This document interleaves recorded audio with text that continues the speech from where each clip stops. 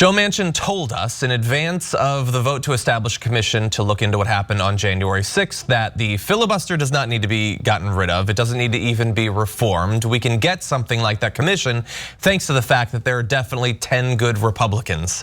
I greeted that with a little bit of suspicion since I'm not 100% sure there's 10 good Democrats, but he thought for sure there are. Well, they filibustered it. He's assumed they would not, they did. They've said, Mitch McConnell said that he's 100% focused on stopping Joe Biden, stopping literally everything. That's what they're doing.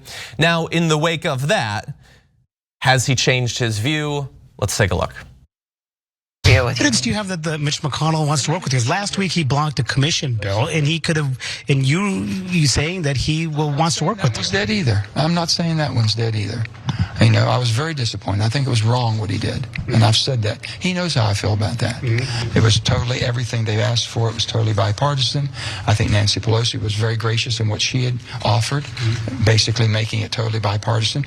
Everything was done in the most bipartisan way, and for him, they blocked it because of the filibuster. Well, for one person blocked it on that, but the bottom line is we have 7 people, 6 that voted, 7 would. We need 3 more. Let's give it another shot. So you can say you'll never produce a 60 vote threshold. Basically, we're going to make the place work. We're going to make the place. You're not taking that off the table then. We're making it work. We're going to make the place work. You're not reducing the 60 vote threshold off the table.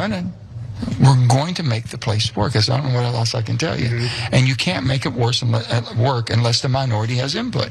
You can't disregard a person that's not in the majority. The Senate was never designed that way. Okay, so I want to return to that final point that he made in a second, but at first, let's talk about the fact that he described the process that they set up, the commission that they wanted to approve as in every way bipartisan, and the reporter Manu Raju points out, and then they filibustered it, and he didn't even blink before continuing his defense of it. Like, he did what he says is necessary to create bipartisanship. They didn't get it. It was filibustered. He says, I'm not even done with that. I'm not even ready to talk about the way that we're gonna get screwed over on the next bill. I think we should put more time into trying to make this commission. Surely they won't filibuster it again. What are your thoughts? Oh boy, you know that old saying that Washington is Hollywood for ugly people? You know that one?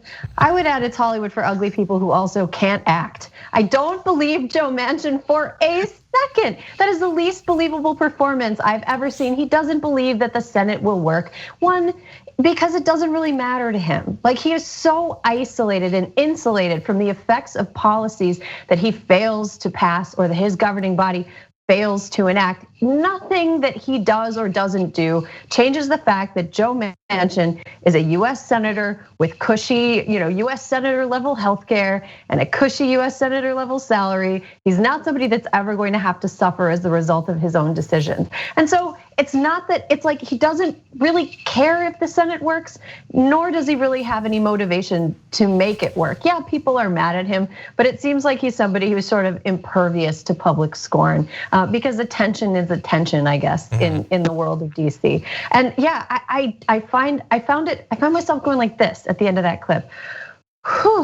Because it is so frustrating to watch somebody who is so like expecting me to believe something that is so demonstrably not possible. It's frustrating, but he's also the one with all the power. I'm gonna need to go ahead and take some deep breaths outside after this segment. I've had enough of him. You know, I absolutely like some of those deep breaths that you need to take, same that I need to take, because we all recognize this. We all recognize a gaslighter when we see one. We recognize someone who's calculating every sentence. Joe Manchin, in that you could look, exactly when he's not even a good poker player, Joe Manchin. Like, you look down, when you lie, you look down. And you start rubbing your fingers together. So we could just kind of like really break that video down piece by piece and look at every place where he's alive. But here's what you don't give a gaslighter. You don't give a gaslighter a chance to just go on a monologue, right? You don't give him, and that's what the reporter did in that clip. He gave him a chance, and as soon as Joe Manchin got a chance to get a monologue in, he started talking about how he wanted to protect the Senate. But the way you protect the Senate is absolutely by understanding you have bad faith actors in there by the Republican Party. And that means the best way to protect the Senate is to get rid of the filibuster so that you can whip the Republicans into shape. But because Joe Manchin has ulterior motives, he's going to gaslight us. And everybody recognizes a gaslighter because we've all been lied to in relationships before. Joe, come on. Yeah. We know what's up. Yeah, and we're all gonna take deep breaths. I think one of the things about watching a video like that, and honestly, like, so we played that video for you and we just implied to you that it's new, but are you sure that that's not from 3 months ago? Like, are you sure that he's not just saying the same thing and we could pick whichever one we want? Because new information, changing circumstances don't change what he's saying. So you watch out because you might be tricked in the future. Part of the helplessness, I think, is that in a situation like this, there are two things that we should be able to do that should be solutions to the problem we're faced, which is a powerful man who's standing between us and progress is wrong. So one thing we should be able to do is reason with him. For instance, that might come in the form of talking, as a reporter did with Kirsten Sinema yesterday, about the racist nature of the filibuster, how it has generally been used to stop civil rights legislation, that's what it was designed to do. We might explain that, even when it's not doing that, it's mainly used to protect the status quo from change that might hurt them economically.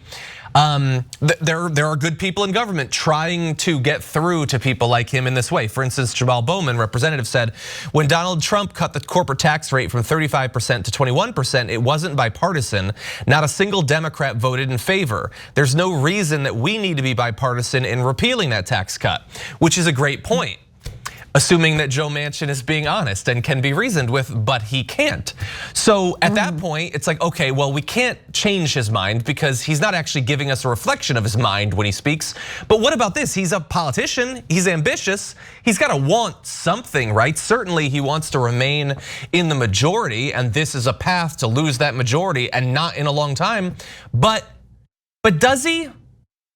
What does he want to be in the majority for? What does Joe Manchin want out of his position?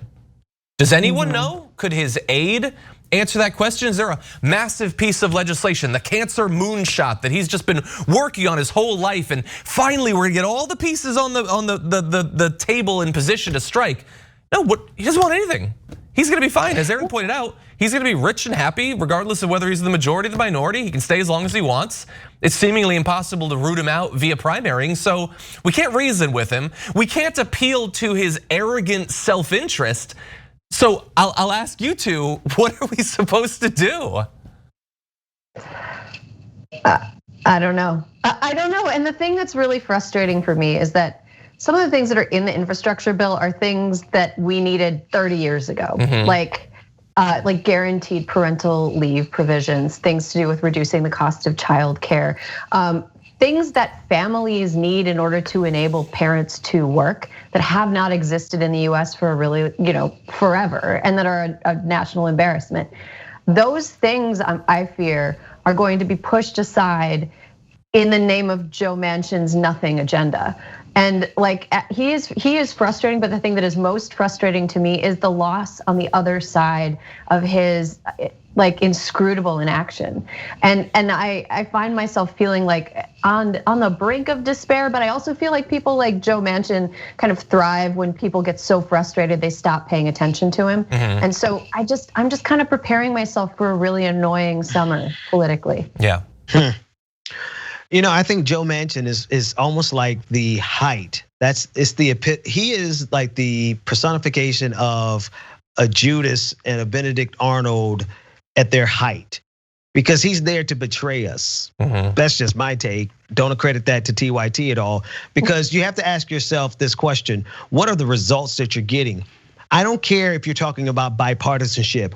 Are they coming to you or are we going to them? Because Joe Manchin and Kirsten Sinema constantly takes us to them. Kirsten Sinema, with her curtsy, made sure that the people didn't get 15 an hour. She's not on our side. Joe Manchin standing in the way of us getting rid of the filibuster so that we can get the voting rights, the HR 1 passed, so that we can protect democracy. He's taking us to them at our expense. So the honest truth is that they're not there for bipartisanship. They're there to serve the Republican Party. Yeah. And like, so just briefly, his last point there was, it's we can't have a body where the minority doesn't have input. And I'm sure he must have been really frustrated for all those years that the Republicans were in charge where they had no input, but he was pretty quiet about it then. The way it works right now, and I talked about this, I think, on the Damage Report yesterday, is that the Democrats are reaching out to the Republicans. So insofar as they could have input on the legislation, that's being given. I mean, a great example of that is the Capitol Commission. It was split totally evenly, so much so that were it to be established, it's likely it wouldn't be able to accomplish anything. And that did not actually matter to the Republicans. Right now, they don't need to use input. They have a veto on everything that the Democrats want to do. Why would they use their input when they could just shut down the entire thing? He's given them something so much better than a seat in the room. They can set fire to the entire building. And yet he presents to us this idea that all we need is to give them a little bit more of a chance. And like we've said, we're not gonna get through to him. We're not gonna change his mind, since that's not his mind. That's not what he actually thinks. But I don't know, maybe getting through to our viewers, they talk to people, maybe they talk to some people in West Virginia, and someday that trickles up to him being taken out. Other than that, I don't know. This is one of those stories that just leaves me with a deep feeling of powerlessness and dread. Thanks for watching the Young Turks, really appreciate it. Another way to show support is through YouTube memberships. You'll get to interact with us more. There's live chat emojis, badges. You've got emojis of me, Anna, John, JR. So those are super fun. But you also get playback of our exclusive member-only shows and specials right after they air. So all of that, all you gotta do is click that join button right underneath the video. Thank you.